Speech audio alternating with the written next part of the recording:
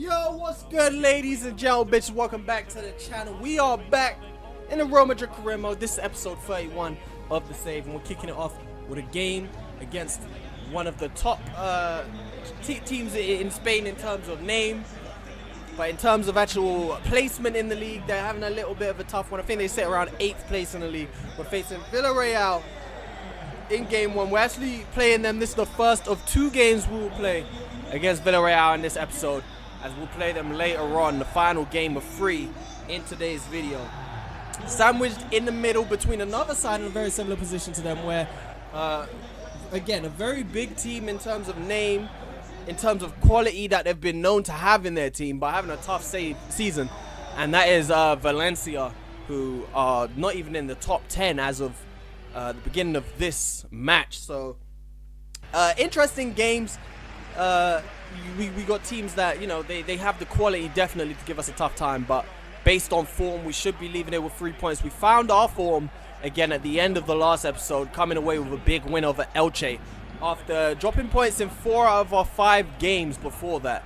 So hopefully we could continue the good form, or at least the good performance that we put in against Elche, and turn that into a good run of form, so that we can maybe open up a gap at the top of the table. Right now sitting 2 points clear ahead of Atletico Madrid with a game in hand. So I mean, we find our form again, we'll be looking real strong to claiming our first La Liga trophy of the save. And again, it's that man at the middle of our first attack, Luka Modric, driving us forward and finding a side goal. And that's something he's doing a lot better this season, just finding the line at goal, finding any position to really get a direct shot at goal for him. And we did open up the scoring, and it was that man finding the back of the net, Luka Modric, who is just having the most fantastic of seasons. He's just a joy to play with. I'm sure he's a joy to watch as he just comes onto the end of that one on the edge of the box and slams it home right there. Just put his foot through the ball. We know how good Luka Modric is technically. We know he probably could have finessed it, top bins and all that, made it, but he just came onto it and absolutely put his foot through it to find the back of the net right there. I guess his second goal in the La Liga campaign. It definitely feels like he has more goals this season. Maybe he's got more in the Champions League and that, I don't know. It feels like he's got more goals. He's definitely been in more positions to score and been creating. Again, he's finding Benzema in behind, but it goes back to the keeper. Keeper gives it straight to Valverde, whose blocked shot falls to Benzema. And before Benzema tucks it away into the back of the net, the referee has blown for a penalty. And you can see right there, Valverde's shot was going off target. Surprisingly, from a very straightforward position, and the form Valverde's on, you'd be surprised that he was actually looking like he was going to miss that. And Benzema steps up to score another penalty, and so coolly just dinks it into the back of the net. 2 penalties scored in a row for the captain. And we find ourselves 2-0 up early into the game. So we're talking about Villarreal and how much trouble they can cause us. But right now, we're in the lead. We're comfortable. 2 goals up. And plenty of time still to play, obviously. But, I mean, that goes both ways. Plenty of time for Villarreal to get back into the game. But the more they push forward, I mean, we get to do stuff like this. We are known for our counter-attacking prowess. And Bernardo Silva has been given way too much room to find his way in behind. He's got a man to his left. It's Vinicius Jr. And within 35 minutes, we've done it again. Within the last few episodes of this career mode, we have had a few games where around this part of the game, about 30-35 minutes in, we've already established a solid lead. I mean, we scored, I think, against Leganes, we had 5 goals in the first half. So, I mean, maybe it was 4, but point stands. I mean, we have been absolutely putting teams to the sword this season when it comes to actually punishing them for poor defending, as you saw right there. They made it way too easy for Bernardo Silva to get in behind, and he put on a plate for Vinicius Jr. to get himself another goal for this season. But this time, I mean, they got more players behind the box that time, but in the end, I mean, they've still left gaps in behind. And Karim Benzema, I mean, when do we stop talking about this guy and the form that he's on? Because he right now is just unstoppable. Because he's got the players behind him who are going to find him at any point. And again, that gap right there down the channel, we have been exploiting that gap so well in the last couple months. We've been finding so much space in those type of areas, especially down this right-hand side. And we create another chance right here as the ball fell to Valverde and it was just snitched off of his feet. Poorly cleared by the keeper. Falls eventually to Karim Benzema, whose strike is saved by Geronimo Rulli in the end. And 72 minutes before Villarreal have anything of note to show.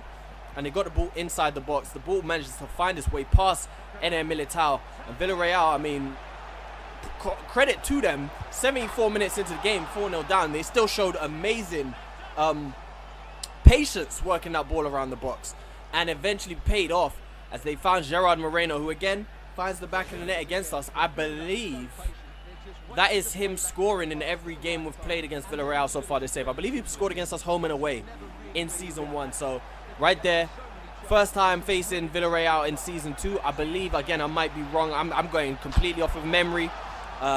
He has scored in every game we've played against them. And he actually managed to get himself a second as he got himself another consolation goal. And it just shows, I mean, Villarreal really just... They turned up to the party way too late. I mean, the party is pretty much over. 5 minutes remaining in the game. We made a save, taking off Casemiro so he could get his last standing ovation from the Real Madrid fans, as this was his final appearance for the club before heading off to Manchester United for his release clause transfer of 180 million. I believe when we announced the transfer, I believe I got the number wrong. I think I got it way too low, but it was actually the release clause. And I was sure when I was saying it wasn't right, because I think I said something about 110 million or something, but like that release clause just ain't right for Casemiro, right? The release clause is 180 million for the Brazilian, and he is heading over to Manchester to join up with his former club mate Rafael Varane. So you can see it right there, 180 million for Casemiro. He has left us. What's the name? Takefusa Kubo has left us out on a 2-season loan as well. He is going to join Inter Milan, and the same for Victor Schuss, who is going out to Leeds on loan. So Kubo, I mean, he's come off the bench a few times this season. I think he's even got one start, and he's played well when he had. But there's really just not a place for him to be getting enough game time this season. Inter Milan seemed like a perfect move for him because he's definitely of the quality right now to be getting game time at Inter Milan. I believe at this point he's at 80 overall as we've sent him out on loan to Inter. So definitely good enough to get some game time at Inter Milan, and that is a high level of football for him to go and develop his game, you know, and hone his craft. So hopefully when he comes back to us, he can be improved, much with some other players. Same with Odriozola, you know, he went out on loan, came back, and now, you know, he's getting consistent football, and I really trust him fully to come in and do a job at that right back position. So, I mean, sending a player out on loan, you know, it's not the end of the world, especially, like I said, plans on being a longer save. So the players will definitely get their chance if it works out in the end. So coming into the second game of the episode, like I did say, playing against Valencia in this one, welcoming them to the Bernabeu, and that's the lineup we're going with. Front three this time, Vinicius Jr. sitting this one out. Hazard starts on the left-hand side with Bernardo Silva on the right, so we've got inverted wingers of sorts on both sides. Both players probably predominantly going to be looking to cut inside and make something happen that way. A lot of Hazard's time in this team has been playing on the right-hand side, obviously to make way for Vinicius Jr. and he has flourished down that left-hand side. But Hazard get an opportunity to kind of rewind the clock, you know, throw back time and play on that left-hand side and see what he could do. Ball was given away by Valencia early on in this game, and we were able to launch a counter-attack down that left-hand side. As Hazard tried to cross it, got a little bit fortunate for it to break for him again. And he's looking, I mean, he's on that left-hand side, and that's the position you want to see Eden Hazard in. Maybe a little bit too tight of an angle, but he didn't get it right anyway. Closer to the near post than it was for the far post. You see what he was trying to do, but he really didn't execute it well enough in the end. And now Valencia's chance to go forward, and you can see right there, Kirsishev has a brilliant chance to give Valencia an early lead in that one, and Kimpembe was completely at fault. He left Kirsishev with a mountain of space, so much space right there to do whatever he wants, but luckily we weren't made to pay. Luka Modric having the ball in a dangerous position right there, playing it out wide, and eventually it finds its way to Ferland Mendy, who's got options inside the box. Valverde is one of them, and there goes again. Federico Valverde finding the back of the net at will, getting himself another goal, and his form is just brilliant. 4 goals in his last 3 games for the Uruguayan, so he is just absolutely on fire at the moment. It's just, I mean, keeper maybe should be doing a little bit better, but he's done a good job to find the far post with that one. Keeper definitely should be doing a little bit better, but he did have the leg of his defender kind of obstructing his view, but still should be doing a little bit better. However, the goal stands, and Valverde continues his fine goal scoring run. So we stand 1-0 up in this one, and a brilliant save from Thibaut Courtois, touching it onto the post. That is the difference between goalkeepers and how much change they can make right there. On one end, the Valencia keeper making a mistake. On the other end, our keeper making a fantastic save. And it absolutely had a big impact, because instead of it being 1-1, we've gone down the other end.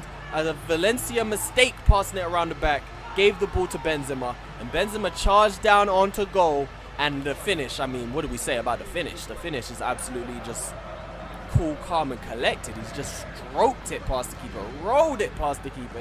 It's a daisy cutter past the keeper, but he knew. It's about timing sometimes, you know, catching the keeper flat-footed, catching the keeper when he's maybe just off his feet a little bit. You know, perfect finish from Karim Benzema. And we find ourselves 2 goals up. But Valencia didn't give up in this one, as they created a fantastic chance not too long after. And they pulled one back. And this is going to keep biting us in the arse if we don't sort it out right now. Because I mean, it didn't happen as we were ahead by 1 goal. But that was kind of down to the fantastic save from Thibaut Courtois. But as soon as we go 2-0 up, we've scored a goal, and we're falling asleep again. And you can see right there, I mean, there's not anybody. Kimpembe should probably be closer. I mean, Kimpembe or Mendy, either one. But it's kind of a central position that the goal was scored from. Kimpembe should be closer to his man, but he's just not close enough. That's really all you got to say about it. And they did find the back of the net. So they were still in the game with plenty of time to make something happen. And we had Bernardo Silva cutting in off the right hand side, and he's been in similar positions a lot this season, but just not been able to make it pay off by finding that far post. And still only 1 goal up. But Valencia giving the ball away as their attack breaks down inside our box, and we play brilliant football as we find the man down the left hand side. Vinicius Jr. came on off the bench, he played it across the box. Modric got there before the keeper, and the Croatian killed the game off. 5 minutes left of regular time. Luka Modric scores again, and a fucking scintillating counter-attack got the job done. You see RainKeroseneyt jumping onto the pitch, as this one was, I mean, getting the 3 points from this game was important, because like I said, our form has been a little bit choppy in recent weeks, and we've been leaking goals more than we usually do. So for us to bounce back after conceding the let's call it a silly goal, conceding that goal, and kill the game off right there with some brilliant football. The way we've worked it from the edge of our box all the way into being in a position where we can literally pass it into the opposition box. Absolutely fantastic counter-attack. Luka Modric yet again steps up, and I'm going to say it every single time, I'm loving using this guy. He is by far my favorite player that I've used in this game. Favorite player I've used in a FIFA for a while.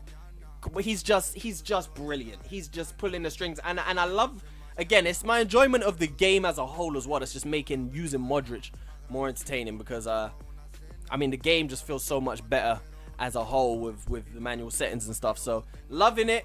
You can see the Champions League round of 16 draws as they've been made, though. Liverpool versus Bayern Munich, Manchester United versus Inter are 2 ones that really stand out. We have got a bit of an easier draw, as we will, I mean, stick with the Italian theme from the group stages, and we'll face off against Atalanta in the round of 16. Definitely could have asked for an easier draw, but could have asked for I mean, we could have got a tougher draw at the same time. More than happy. I mean, when you're Real Madrid, you take whoever comes to you, because you're bigger than whoever comes to you. So, I mean, definitely satisfied with the Atalanta draw, and we expect to take both wins from both legs. So you look at other leagues from around Europe. PSG sitting in 3rd place in France right there, so not having the type of season you would expect from them so far.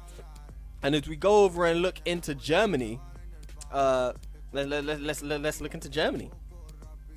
Bayern Munich sit a point behind Borussia Dortmund. And in Italy, Atalanta sitting in 8th place. So not having the best of seasons right now in Italy. And Inter Milan somewhat running away with it. We're also looking at Lazio sitting in 10th place. Not having the type of season they would expect at all. And the dark horse right there, Hellas Verona, sitting there in 6th place in the Italian league, having a smashing season for a team that you wouldn't expect anything close to that type of performance from. And we get a list right there after seeing the Player of the Month nominees. Team of the Year shortlist, Vinicius Jr., we are delighted to say, has, well, not been nominated, but he is on the shortlist. So, I mean, being rewarded for some fucking brilliant form that he's been on since literally day 1 of this save. Well, no, sorry. Day 2. Day 1 was the intro, you know. But since episode 2 of this save, Vinicius Jr. has been phenomenal. So much better than I expected him to be. He is really good in this game. I didn't expect it to be as fast as he is. I ain't gonna lie. Vinicius Jr. is fast, but he is fucking fast in this game. He is fast as hell in this game. I think he's 99.99. I'm pretty sure we've been over it before. I'm pretty sure he's 99.99, and that is crazy. I don't think he's that fast in real life. So Vinicius Jr.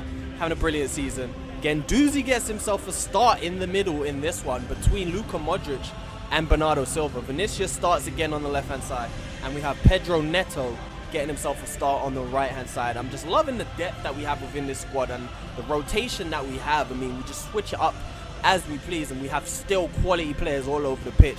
Villarreal, not so blessed, but I mean, they've still got a good team. You know, Quinteros, Parejo, they've got Gerard Moreno up top, who's just coming off the back of scoring 2 goals against us. So, I mean, I wouldn't expect as easy a game against Villarreal as we had at the Submarines home. Submarines home.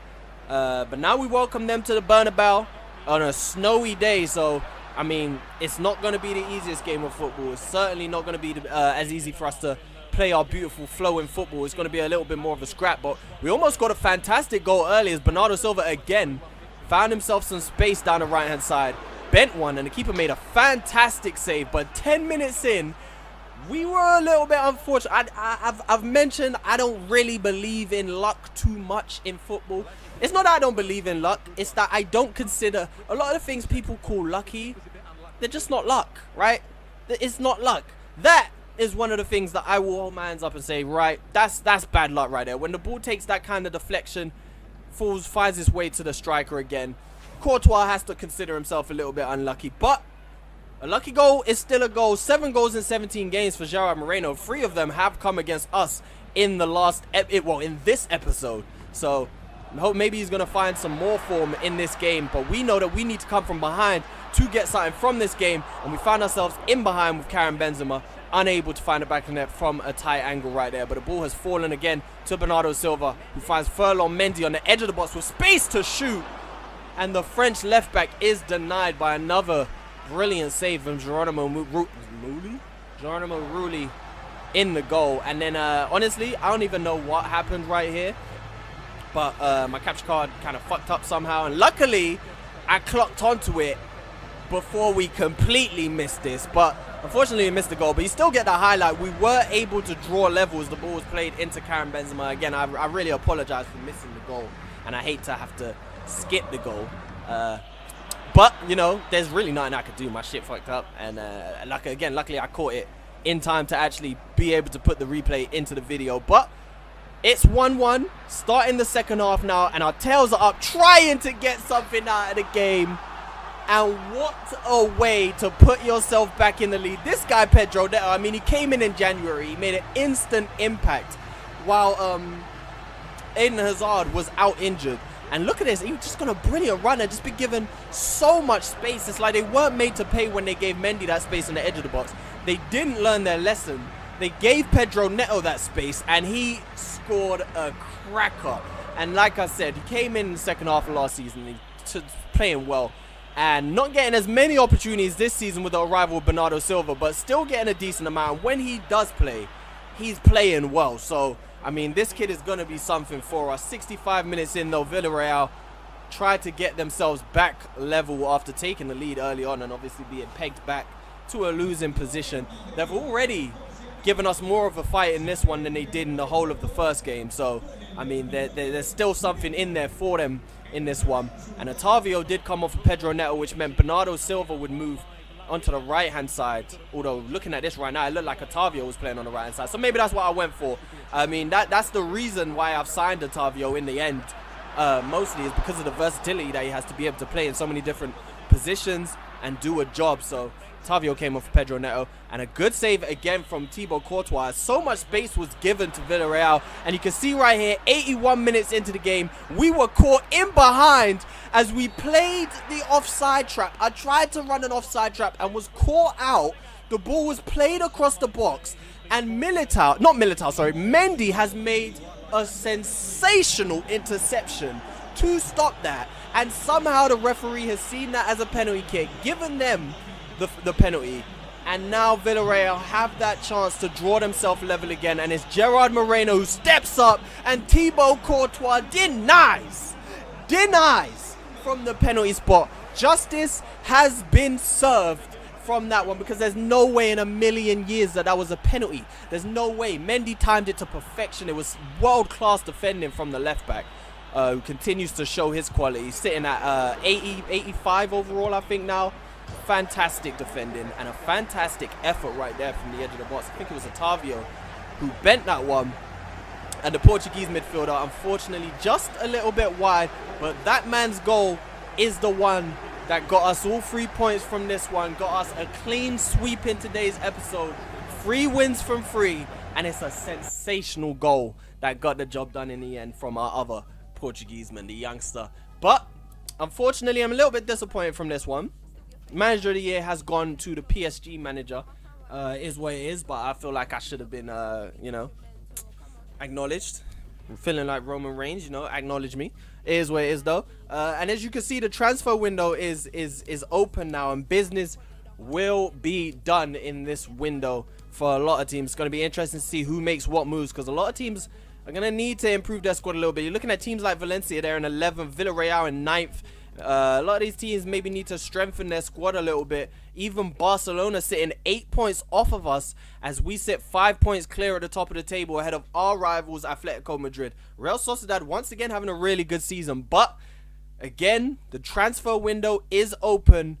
Make sure you return to see what kind of moves are made, not only from our rivals but also from us, as we might have some spots to fill. But until next time, peace.